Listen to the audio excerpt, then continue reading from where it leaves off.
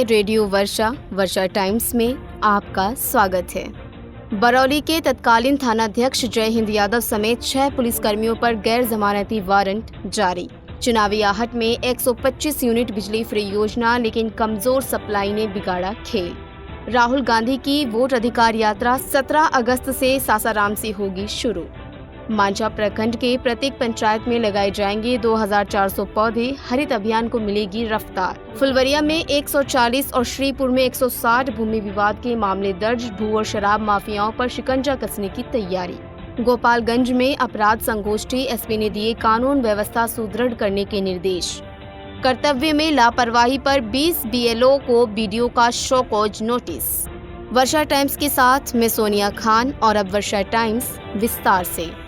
जिले के बरौली थाना के तत्कालीन थानाध्यक्ष जय हिंद यादव सहित 6 पुलिसकर्मियों के विरुद्ध न्यायालय ने गैर जमानती वारंट जारी किया है। मामला वर्ष 2024 के एक परिवाद पत्र से जुड़ा है। न्यायिक दंडाधिकारी वेद प्रकाश तिवारी की अदालत ने पहले सभी आरोपित पुलिसकर्मियों को समन जारी कर पेश होने का निर्देश दिया था, लेकिन निर्धारित तिथि पर पेश न होने पर अदालत ने पहले जमानती और अब गैर जमानती वारंट जारी कर दिया है। यह आदेश न्यायिक दंडाधिकारी वेद प्रकाश तिवारी की अदालत से निर्गत किया गया है। विधानसभा चुनावी माहौल में बिहार की एनडीए सरकार ने बिजली उपभोक्ताओं को बड़ी सौगात देते हुए 125 यूनिट बिजली फ्री करने का ऐलान किया था। शुरुआत में इस फैसले से आम से खास सभी उपभोक्ताओं में खुशी की लहर दौड़ पड़ी, लेकिन यह खुशी अब परेशानी में बदलती जा रही है। ग्रामीण इलाकों में बिजली की सप्लाई बदहाल है। बैकुंठपुर, सिधवलिया, भोरे प्रखंड सहित कई गाँव में पिछले 2 दिनों से 24 घंटे में मुश्किल से 5 घंटे ही बिजली मिल रही है। इस भीषण गर्मी में लोग बेहाल हैं और बिजली विभाग के प्रति नाराजगी बढ़ रही है। जानकारों का मानना है कि सरकार के इस फैसले से विभागीय कर्मचारियों की अतिरिक्त उगाही पर रोक लग गई है, जिससे पावर स्टेशन के ऑपरेटरों और लाइनमैन की काली कमाई प्रभावित हुई है। नतीजा, सप्लाई मनमाने ढंग से बाधित की जा रही है। शहरों में हालात कुछ बेहतर हैं क्योंकि यहाँ बड़े प्रशासनिक अधिकारियों का निवास है, लेकिन ग्रामीण क्षेत्रों में स्थिति बेहद खराब है। विभागीय लापरवाही और मनमानी ने सरकार के फैसले को कटघरे में ला खड़ा किया है। जरूरत है कि इन गतिविधियों पर तत्काल रोक लगाई जाए, वरना चुनावी मौसम में की गई ये घोषणाएं सरकार के लिए उल्टी साबित हो सकती हैं।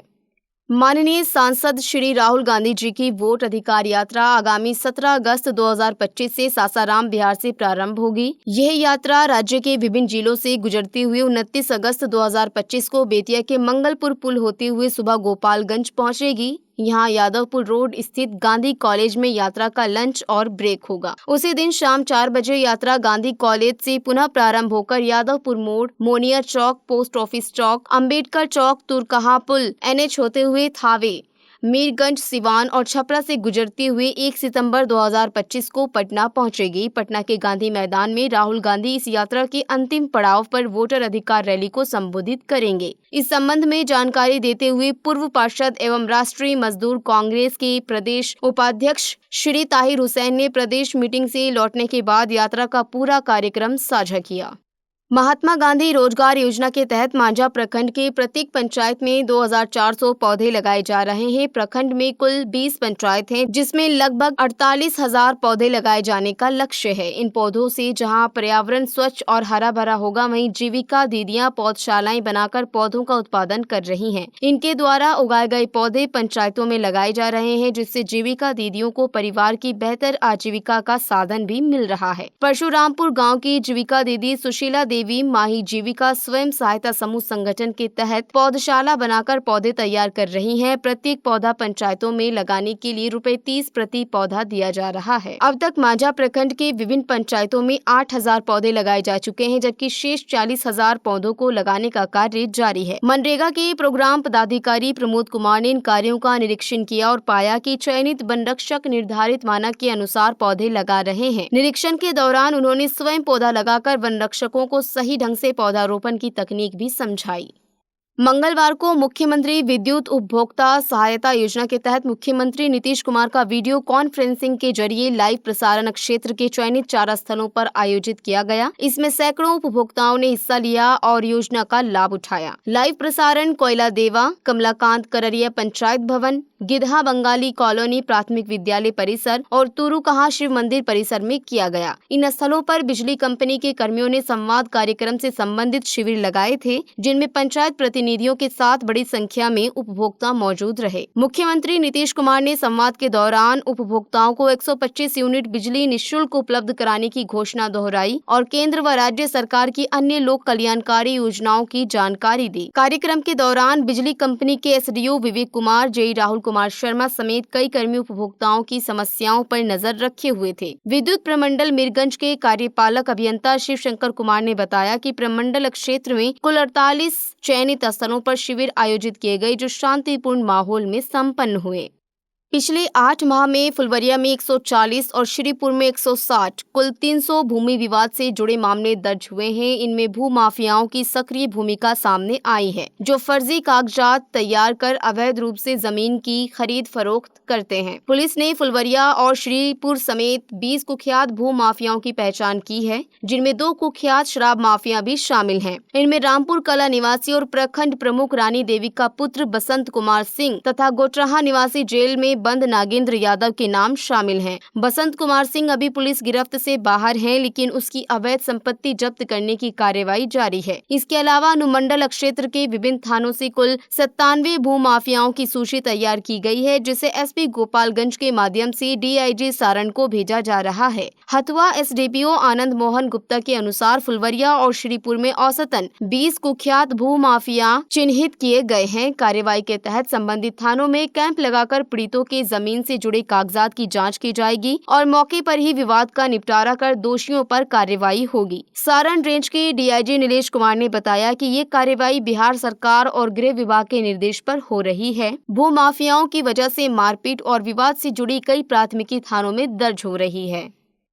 पुलिस अधीक्षक के नेतृत्व में समाहरणालय सभा कक्ष में मंगलवार को अपराध संगोष्ठी का आयोजन किया गया। बैठक में महावीरी अखाड़ा जुलूस के शांतिपूर्ण संचालन, अपराध नियंत्रण, शराब बरामदगी, लंबित कांडों के निष्पादन और विधि व्यवस्था के संधारण पर विशेष जोर दिया गया। एसपी ने सभी संबंधित पदाधिकारियों को आवश्यक दिशा निर्देश देते हुए कहा कि आगामी पर्व त्योहारों के मद्देनजर गश्त और निगरानी व्यवस्था को और मजबूत किया जाए। शराब और अवैध गतिविधियों पर सख्त कार्रवाई, साथ ही लंबित मामलों के शीघ्र निष्पादन पर बल दिया गया। अपराध संगोष्ठी में विभिन्न थानों के प्रभारी, वरीय पुलिस अधिकारी और अन्य विभागीय पदाधिकारी मौजूद रहे।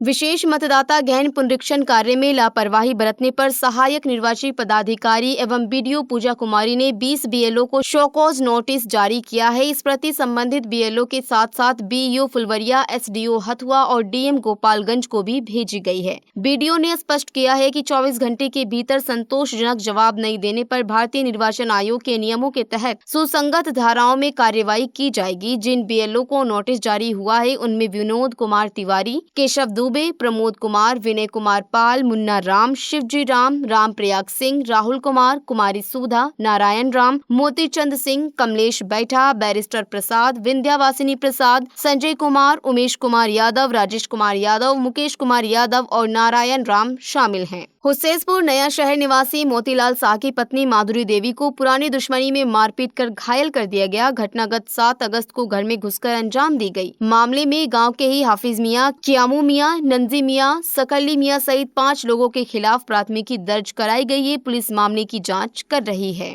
श्रीपुर थाना क्षेत्र के पंचमवा गांव में सोमवार को रास्ता अवरुद्ध करने से मना करने पर दलित गौरी शंकर राम की पिटाई कर उन्हें घायल कर दिया गया। घायल को स्थानीय सामुदायिक स्वास्थ्य केंद्र फुलवरिया में इलाज के लिए भर्ती कराया गया। पीड़ित गौरी शंकर राम की लिखित शिकायत पर थाना पुलिस ने गाँव के ही नजरुल हसन को नामजद करते हुए प्राथमिकी दर्ज की है। थानाध्यक्ष नेहा कुमारी ने बताया कि मामला दर्ज कर जाँच शुरू कर दी गई है।